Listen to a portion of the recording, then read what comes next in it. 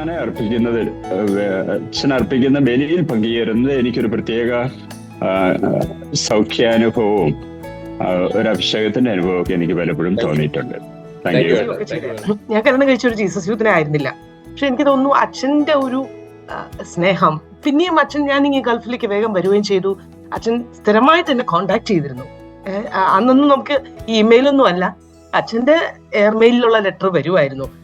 ശരിക്കും ജോസിനെ ചിലപ്പം എനിക്ക് തോന്നുന്നു കൂടുതൽ സ്വാധീനിപ്പിച്ച ഒരു വ്യക്തിയിൽ അച്ഛനും ഉണ്ടായിരിക്കും ഞാൻ വിചാരിക്കാണ്. പിന്നെ ഞാൻ എന്റെ വെക്കേഷനിൽ ഒരു പ്രാവശ്യം നാട്ടിൽ പോയപ്പം, അന്ന് എന്റെ പേരൻസ് കോയമ്പത്തൂരിലാണ്. അപ്പൊ അച്ഛൻ പറയായിരുന്നു, ഞാൻ നിന്നെ അങ്ങോട്ട് വന്ന് കാണാമെന്ന്. അച്ഛൻ അന്ന് ക്രൈസ്റ്റ് ഹോളിലാണ്. ആ സമയത്ത് കുറച്ചുനാൾ അച്ഛൻ അവിടെ ഉണ്ടായിരുന്നു എന്നാണ് ഞാൻ വിശ്വസിക്കുന്നത്. അപ്പൊ അച്ഛൻ നേരെ എന്നെ കാണാൻ വേണ്ടി കോയമ്പത്തൂർക്ക് വരെ വന്നു. അന്ന് റാണി ചേച്ചിയൊക്കെ അവിടെ ഉണ്ട്, ജോർജായിരുന്നു റാണി ചേച്ചിയൊക്കെ. ഞാൻ പറയുകയാണെങ്കിൽ നമ്മളെ ത്രൂ ഔട്ട് നമ്മളെ കണ്ടിന്യൂസ്ലി നമ്മളെ അക്കമ്പനി ചെയ്യുന്ന ഒരു അച്ഛൻ.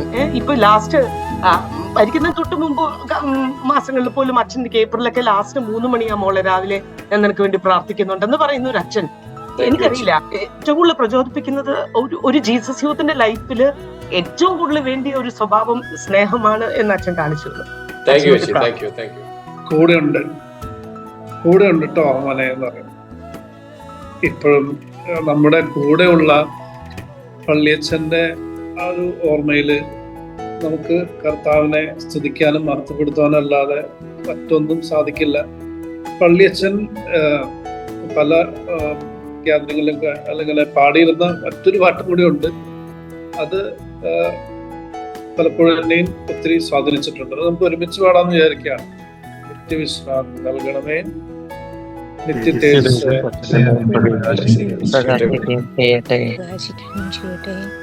ഞങ്ങളുടെ പള്ളിയച്ഛനും മരിച്ചുപോയ മറ്റെല്ലാ വിശ്വാസികളുടെ ആത്മാക്കളും കർത്താവിന്റെ കാരുണ്യത്താൽ സമാധാനത്തിൽ ആശ്വസിക്കട്ടെ.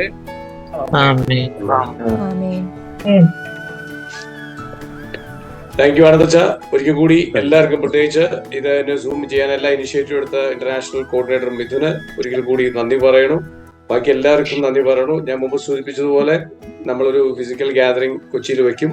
പറ്റുന്നത് നമ്മളെ ജെയിംസ് ആനവറബിൾ പിതാവ് പുറത്താണ്. പിതാവ് പള്ളിയച്ഛനുമായിട്ട് ഏറ്റവും അടുപ്പം സൂക്ഷിച്ചിരുന്ന ആളുകളിൽ ഒരാള്. പിതാവ് പറയുന്നതനുസരിച്ചല്ല, നമുക്കെല്ലാം അറിയാവുന്നതാണ്. പേഴ്സണലി സ്പിരിച്വൽ ഡയറക്ടർ അച്ഛനായിരുന്നു. അപ്പൊ അതുകൊണ്ട് അച്ഛന്റെ ആത്മീയ പുത്രനാണ്. പിതാവിന്റെ ഒരു ഡേറ്റും കൂടി നമ്മൾ വെയിറ്റ് ചെയ്യുകയാണ്. അത് കൺഫേം ചെയ്തിട്ടും നമ്മളെല്ലാം നോക്കിയിട്ട് പറയും. നമുക്ക് എല്ലാവർക്കും ആ ഒരു ഇതിന് വരണം. ഒരു മെമ്മോറിയൽ മാസം ഒക്കെ ആയിട്ട് നമുക്ക് ഒരുമിച്ച് മീറ്റിംഗ് അല്ല, ഒരു മാസം ഒക്കെ ആയിട്ട് പ്രാർത്ഥിക്കാനൊക്കെ ആയിട്ട് നമുക്കൊരു സമയം ഉണ്ടാവണം. തീർച്ചയായിട്ടും ഈ ദിവസങ്ങളിലൊക്കെ നിങ്ങൾക്ക് ഇത്തരം കാര്യങ്ങളൊക്കെ എങ്ങനെ എന്തെങ്കിലും ടെസ്റ്റിമണീസോ കാര്യങ്ങളൊക്കെ ഉണ്ടെങ്കിലൊക്കെ തീർച്ചയായിട്ടും നമ്മൾ ആരോടെങ്കിലൊക്കെ അത് കമ്മ്യൂണിക്കേറ്റ് ചെയ്യും. മെസ്സേജ് എന്തൊരു സംവിധാനമൊക്കെ നമ്മൾ ഉണ്ടാക്കാം. തീർച്ചയായിട്ടും നമ്മളത് മുൻപോട്ട് കൊണ്ടുപോകണം. നമുക്ക് ഡോക്യുമെന്റ് ചെയ്യണം.